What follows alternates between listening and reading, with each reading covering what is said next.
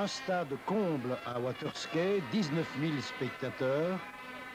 Et sur le banc anderlechtois, Paul Wadims cache difficilement son inquiétude. Premier moment d'émoi pour le clan anderlechtois quand dès la 5e minute, Vordekers trompe Munaron, mais M. Delsem annulera fort justement le but pour hors-jeu. Sur cette action, un tir de Roland Janssens passera à côté. En fait, tout au long de la partie, il n'y aura que très peu d'occasions de but réelles. 2 minutes plus tard, sur une passe de Vordekers, reprise en un temps de Berger à côté. Coup franc pour Waterskei.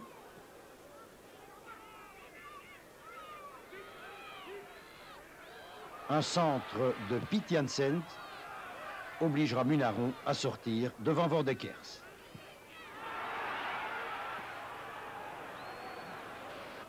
Il faudra attendre la 25e minute de jeu pour voir le gardien limbourgeois Pudelko intervenir pour la première fois. Ce sera devant Lozano. Les anderlechtois à l'attaque. Vercotteren en direction de Freeman. Une tête de Cook à côté. Vordekers maintenant, il est seul devant Munaron, mais le pied d'Olsen sauve le gardien anderlechtois. Dans l'autre camp, à 2 minutes du repos, à la suite d'un joli mouvement, Cook va alerter Pudelko. Et au repos, c'est toujours 0-0. Dès la première minute de la reprise, Munaron est sollicité par Bialouz.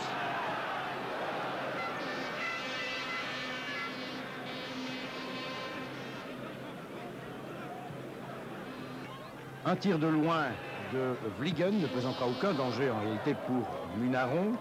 Nous sommes maintenant dans le camp de Waterskei. Cook lance Vercotteren.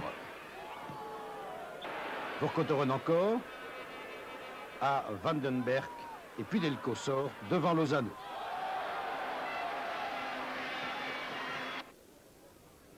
Une faute ici, une faute de David sur Vandenberg qui donne un coup franc.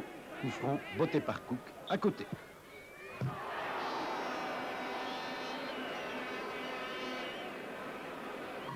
À un quart d'heure de la fin, faute de Hofken sur Vliegen et un avertissement à l'arrière anderlechtois donné par M. Delsem. Sur le coup franc donné par Plessers, une tête de Vordekers est captée en 2 temps par Munaron.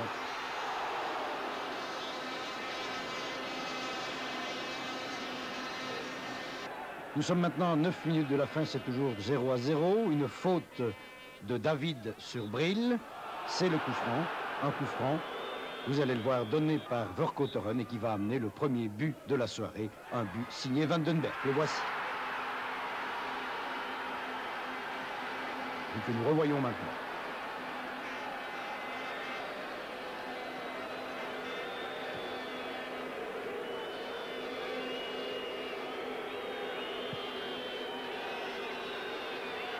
À nouveau, le coup franc et la reprise du bout du pied de Vandenberg. C'est 0-1. À 4 minutes de la fin, cafouillage dans le rectangle anderlechtois qui se terminera par un but de la tête de Kleisters. Les anderlechtois réclameront hors-jeu, mais les images semblent leur donner raison. En effet, Berger, vous allez le voir, le numéro 10, était bien derrière les défenseurs anderlechtois. Voici la phase.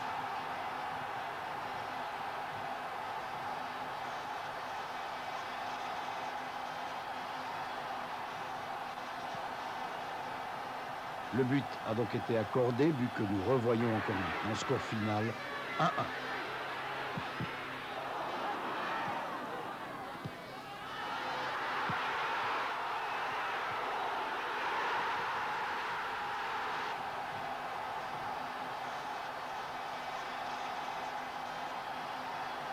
Je crois qu'on a manqué un tout petit peu de fraîcheur. Certains moments, ça c'est un fait certain, parce qu'il ne faut pas oublier. On a eu un match très dur samedi, la semaine passée, où on l'a gantoise. On a dû jouer contre 11 gars qui jouent derrière. Et ça demande beaucoup de force. Mercredi, on a joué un match entier. Parce que, quoi qu'on dise, deuxième mi-temps, mais il faut quand même toujours aller. Et alors, 3 jours après, le match à Waterskei, qui pour moi est une bonne équipe, qui marcherait bien pour le moment. Et sur son terrain, ce ne sera pas facile à venir prendre les points.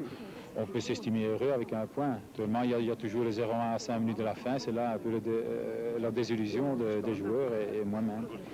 Après 0-1, les dernières 10 minutes, nous sommes très contents de faire encore 1-1 et je pense que tout le monde est content avec ce résultat. Vous avez bien joué et Divor Dekers, depuis qu'il est passé à Waterskei, joue très bien. Pourquoi? Qu'est-ce qui se passe? Oh, je ne sais pas, mais maintenant ici à Waterskei, je suis libre de jouer. Je peux jouer l'attaque et au standard, j'avais pas beaucoup de chance et avec l'entraîneur, c'était pas ça pour moi. Il a un autre style. Et ici, avec Kunneke, il est toujours derrière moi et je suis très content ici. Waterskei joue très bien et c'est comme ça depuis le début de la saison. Oui, c'est une très bonne équipe et nous sommes avec 16 amis et ça marche très bien et j'espère que ça va aller rester longtemps. Hein. C'est une bonne ambiance ici pour vous? Vous avez connu une très bonne ambiance? Oui, l'ambiance limbourgeois, c'est très bien pour moi et j'aime de jouer ici. Je suis très content. Dans la position dans laquelle on est pour le moment, ça veut dire avec un point de retard, il aurait fallu qu'on gagne. Mais il est certain qu'après un match de Coupe d'Europe de mercredi, qu'on peut être content qu'on a fait un match nul ici. Vos impressions sur Waterskei? C'est une bonne équipe, certainement, surtout chez eux, ils sont un peu emportés vers le public. Mais enfin, je crois que si dans des circonstances normales, on est plus fort. Mais je crois que surtout que le match de mercredi est resté dans les jambes de certains joueurs et qu'à cause de ça, on a eu quelques difficultés à faire le jeu, bien que Waterskei reste une des meilleures équipes en Belgique.